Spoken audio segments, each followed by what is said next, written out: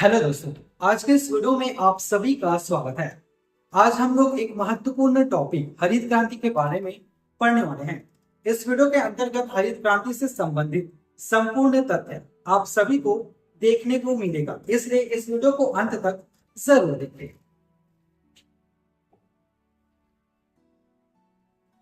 तो आइए देखते हैं कि भारत में हरित क्रांति प्रारंभ होने से पहले विश्व में हरित क्रांति किसने और क्यों प्रारंभ किया। बात करते हैं विश्व में हरित क्रांति की, तो विश्व में हरित क्रांति नॉर्मन अर्नेस्ट बोरलॉग ने प्रारंभ किया था। नॉर्मन अर्नेस्ट बोरलॉग एक अमेरिकी वैज्ञानिक थे। इनका जन्म सन 1914 में अमेरिका में हुआ था। 1914 में नॉर्मन अर्नेस्ट बोरलॉग का जन्म हुआ था। अब नॉर्मन अर्नेस्ट बोरलॉग ने क्या किया था? नॉर्मन अर्नेस्ट बोरलॉग ने जो बौने किस्म के बीज हैं, इनके हाइब्रिड किस्मों को विकसित किया था। इस कारण नॉर्मन अर्नेस्ट बोरलॉग को सन 1970 में शांति के नोबेल पुरस्कार से भी सम्मानित किया गया था नॉर्मन अर्नेस्ट बोरलॉग ने। अब बात ऐसे आती है कि नॉर्मन अर्नेस्ट बोरलॉग ने बौने किस्म के बीजों को ही क्यों विकसित किया, हाइब्रिड किस्म को ही क्यों विकसित किया।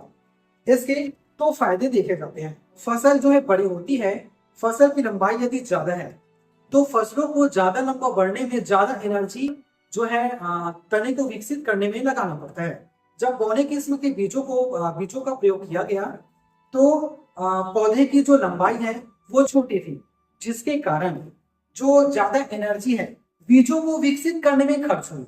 ये फसल के उत्पादन के लिए बढ़िया बात थी। एंड दूसरा देखा जाता है कि जो बड़ी बड़ी फसलें होती है वो हवा, आंधी या तूफान चलने पर बिछ जाती है या फिर गिर जाती है, नीचे झुक जाती है।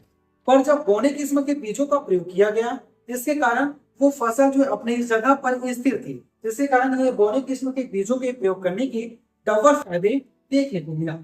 इसी समय भारत के एक वैज्ञानिक MS स्वामीनाथन, इन्होंने भारत में हरित क्रांति प्रारंभ करने का फैसला किया। अंग्रेजों के जमाने में भी देखा जाए तो 1929 में अंग्रेजों के जमाने में भी कृषि के क्षेत्र में उन्नति करने के लिए वह कृषि की जो पद्धति थी उसको परिवर्तित करने के लिए एक इंपीरियल कॉलेज ऑफ एग्रीकल्चर की स्थापना 1929 में की गई थी। इसी को पुनर्गठन करके सन 1965 में भारतीय कृषि अनुसंधान संगठन के नाम से एक संस्था बनाया गया। बात की जाए तो भारत में हरित क्रांति प्रारंभ करने के पीछे कौन कौन से कारण थे, तो देखा जाए तो सन 1943 में भारत में बेहद अकाल पड़ा था। जगह जगह भूखमरी देखने को मिल रही थी। जब भारत आजाद हुआ तो बढ़ती जनसंख्या के लिए जो खाद्यान्न की पूर्ति थी वो पूर्णतः नहीं मिल पा रही थी। इस कारण भारत में हरित क्रांति जैसे एक योजना चलाना बेहद ज्यादा जरूरी था। 1966 से 67 में भारत में हरित क्रांति चलाया गया। 1966 से 67 में भारत में हरित क्रांति चलाया गया। यहाँ से प्रश्न आती है कि भारत में जो हरित क्रांति है किस पंचवर्षीय योजना के तहत चलाई गई थी। इसको तृतीय पंचवर्षीय योजना के अंतर्गत लिया जाता है, क्योंकि 1961 से लेकर 1965 तक भारत में जो है तृतीय पंचवर्षीय योजना 66 तक भारत में तृतीय पंचवर्षीय योजना चली थी। परंतु हरित क्रांति जो 1966 से 67 में चली थी, ये जो है योजना अवकाश का काल था, फिर भी इसको हरित क्रांति को तृतीय पंचवर्षीय योजना के तहत शामिल किया जाता है। आइए देखते हैं हरित क्रांति के तहत भारत में कौन कौन से प्रयास किए गए थे। उन्नत बीजों का प्रयोग, पहला है उन्नत बीजों का प्रयोग। हरित क्रांति में पहला प्रयास उन्नत बीजों का प्रयोग। इसके तहत SYV प्रकार के बीजों का प्रयोग किया गया, हाइब्रिड प्रकार के बीजों का प्रयोग किया गया। दूसरा देखते हैं रासायनिक उर्वरकों का प्रयोग। पहले जो है रासायनिक उर्वरक उतने ज्यादा प्रयोग नहीं किए जाते थे। हरित क्रांति में रासायनिक उर्वरकों का प्रयोग जो है बड़ी मात्रा में होने लगा। तीसरा देखते हैं बहुफसली कार्यक्रम। जहां साल में सिर्फ एक बार फसल का उत्पादन किया जाता था, वहां अब साल में 2 बार फसलों का उत्पादन किया जाने लगा था। साल में दोहरा फसल एक ही जमीन पर किया जाने लगा। तीसरा देखते हैं अब दोहरा फसल हो या फसलों के ज्यादा उत्पादन के लिए सिंचाई बहुत बड़ी भूमिका अदा करती है। तो इसलिए भारत में सिंचाई की जो सुविधाएं वो जगह जगह विकसित की गई। जगह जगह नहरें बनवाई गई, तालाबे वगैरह व अन्य बोरवेल के माध्यम से सिंचाई सुविधा को पूर्णतः विकास किया गया ताकि जो है फसलों के उत्पादन में कोई रुकावट न आए। फसलों को इकट्ठा करने के लिए, बेचने के लिए या फिर कृषकों को उन्नत किस्म के बीजों देने के लिए एक कृषि केंद्र की जरूरत है, इसलिए कृषि केंद्रों की स्थापना किया गया। नेक्स्ट देखते हैं कृषि का मशीनीकरण। अब जो है कृषि में मजदूर वगैरह जो है बड़ी मात्रा में लगे हुए थे, परंतु कृषि का मशीनीकरण करने से जो काम 5 दिनों में हो रहा था वो काम अब 1 घंटे में होने लगा। अब खेत को जोतने के लिए ट्रैक्टरों का प्रयोग किया जाने लगा, फसलों को काटने के लिए हार्वेस्टर का प्रयोग किया जाने लगा, जिससे जो कृषि का काम और भी ज्यादा आसान हो गया। नेक्स्ट देखते हैं कृषि उद्योग निगम, अर्थात कृषि के क्षेत्र में जो भी उपकरण प्रयोग किए जाते थे उनको बनाने के लिए कृषि से संबंधित उद्योग स्थापित करने की आवश्यकता महसूस हुई और इसके संबंधित जो उद्योग स्थापित किए गए।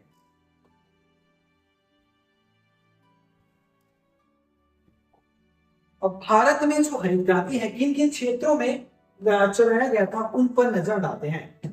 पहले भारत में जो हरित क्रांति है पंजाब, हरियाणा, पश्चिमी उत्तर प्रदेश का जो पश्चिमी इलाका है उसमें और उत्तरी राजस्थान, जो राजस्थान का उत्तरी इलाका है, इन सभी क्षेत्रों में हरित क्रांति का विस्तार, हरित क्रांति जो है चलाया गया था। पंजाब, हरियाणा, पश्चिमी उत्तर प्रदेश व उत्तरी राजस्थान, प्रारंभ में इन क्षेत्रों में ही हरित क्रांति को चलाया गया था।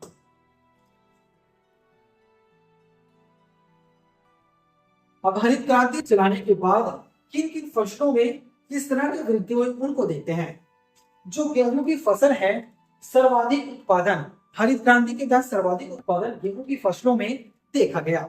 दूसरा है धान का, दूसरे नंबर पर धान का उत्पादन, तीसरे मक्का, ज्वार, बाजरा। ये एक बढ़ता क्रम है और नीचे देखा जाए तो एक घटता क्रम। अर्थात हरित क्रांति के तहत सबसे ज्यादा उत्पादन किस फसलों में हुआ तो एक गेहूं का, उसके बाद धान का, फिर मक्का, ज्वार, बाजरा। और हरित क्रांति के तहत सबसे कम उत्पादन तो बाजरे का, फिर ज्वार का, उसके बाद मक्के का, इस तरह के ऊपर क्रम में हम बढ़ते जाते हैं। नेक्स्ट देखते हैं हरित क्रांति के मूल उद्देश्य। अब हरित क्रांति चलाए जाने के मूल उद्देश्य क्या थे उन पर नजर डालते हैं। पहला है लघु अवधि, के उद्देश्य। लघु अवधि के उद्देश्य भुखमरी की समस्या से निजात पाना, भारत में बढ़ती जनसंख्या के लिए जो खाद्यान्न की समस्या है बहुत बेहद बड़ी समस्या थी। खाद्यान्न की जो पूर्ति है पूर्णतः नहीं हो पा रही थी, इसलिए हरित क्रांति के लघु अवधि के उद्देश्य भुखमरी की समस्या को ही रखा गया था। दूसरा दीर्घ अवधि के लिए कौन कौन से उद्देश्य थे। पहला, कृषि व्यवस्था में परिवर्तन। भारत में परंपरागत चली आ रही कृषि व्यवस्था को परिवर्तित करना बेहद जरूरी था, क्योंकि जो परंपरागत कृषि पद्धति चली आ रही थी उससे जो कृषि के पैदावार है वो उतना ज्यादा नहीं हो पा रही थी जितना होना चाहिए। इसलिए कृषि व्यवस्था में परिवर्तन ये इनका दीर्घ अवधि का उद्देश्य था।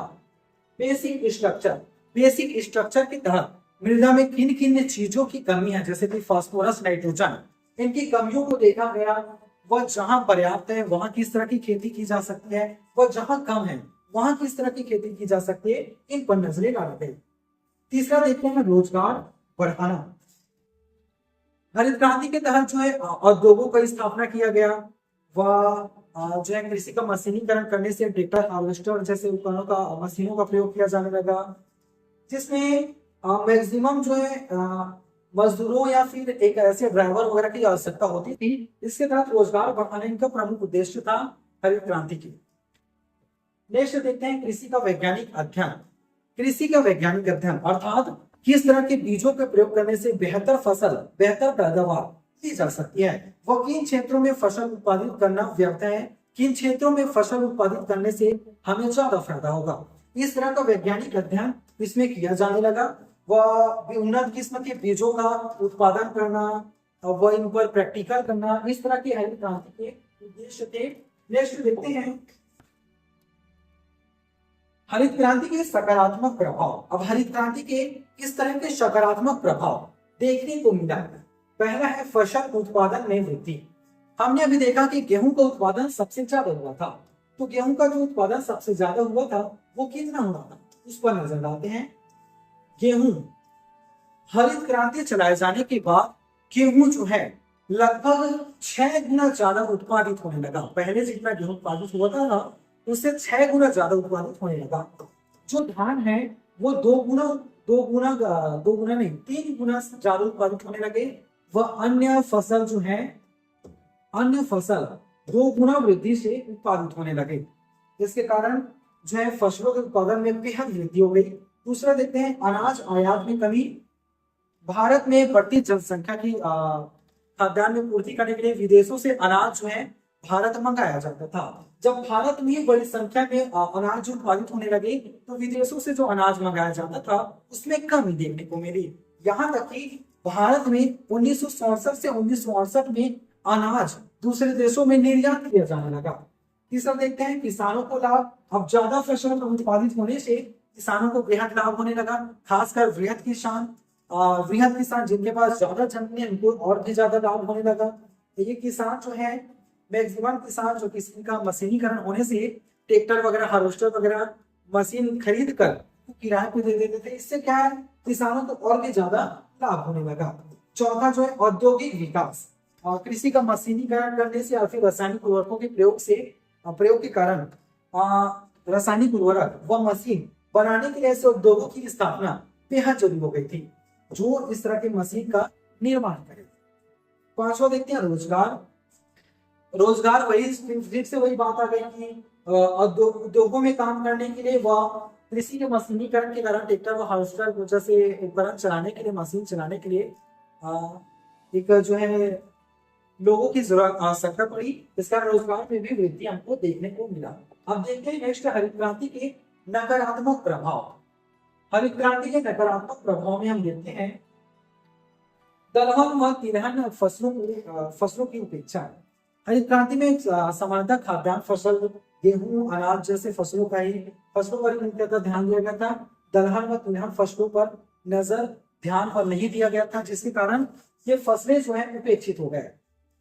दूसरा है रसायनों का अत्यधिक प्रयोग। रसायनों के अत्यधिक प्रयोग के कारण जो रसायनों के अत्यधिक प्रयोग के कारण फसलों के जो उत्पादन है उसमें तो वृद्धि हो गई, परंतु उनके बहुत सारे हानिकारक उनके बहुत सारे जो है हानि हमको देखने को मिले।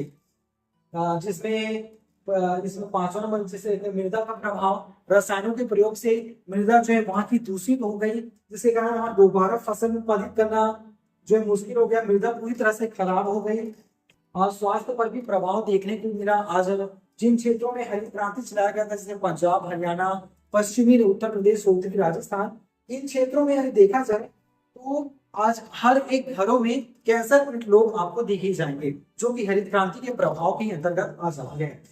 क्षेत्रीय असमानता। हरित क्रांति उन्हीं क्षेत्रों में चलाया गया जो पहले से ही कृषि के क्षेत्र में विकसित थे। अन्य क्षेत्र जैसे कि पूर्वोत्तर भारत हो गया, पूर्वी भारत हो गया, व दक्षिण भारत के बहुत से इलाके हो गए, मध्य भारत हो गया, इन क्षेत्रों में हरित क्रांति नहीं चलाया गया, जिसके कारण जो क्षेत्रीय असमानता थी वो और भी ज्यादा बढ़ गई। तो आइए हरित क्रांति से संबंधित कुछ महत्वपूर्ण प्रश्नों पर नजर डालते हैं। पहला प्रश्न है 20वीं शताब्दी में नई कृषि रणनीति को अपनाने के लिए भारत में हरित क्रांति की शुरुआत कौन से दशक में की गई थी?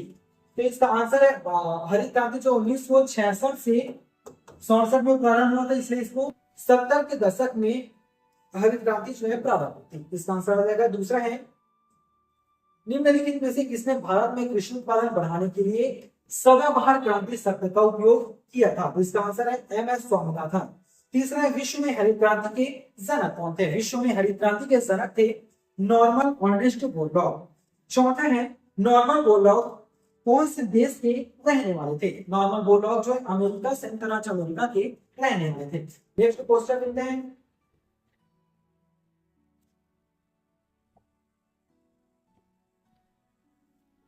भारत की हरित क्रांति का जनक किसे माना जाता है?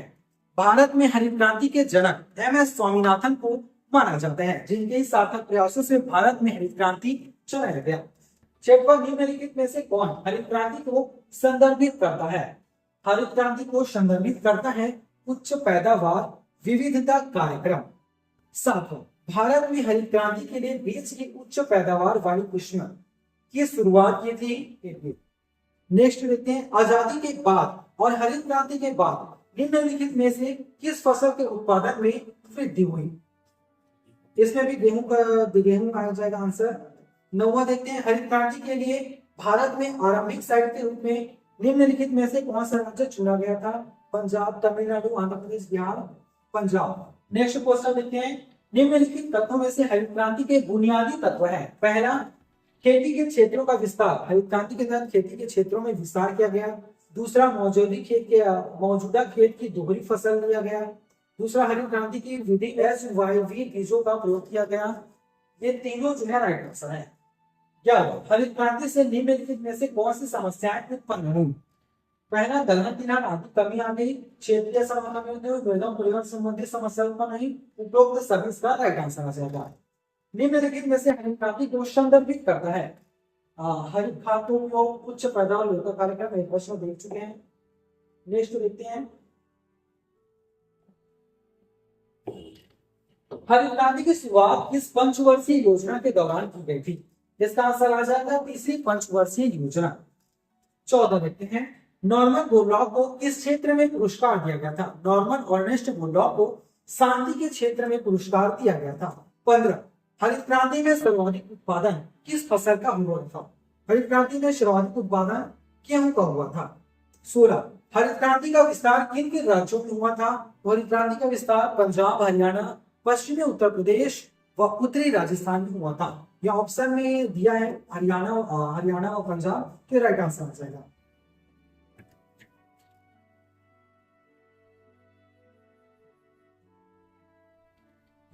ठीक है, हो गया। इस तरह के MCQ क्वेश्चन के माध्यम से हमने देखा हरित क्रांति को पूर्णतः अच्छे तरीकों से।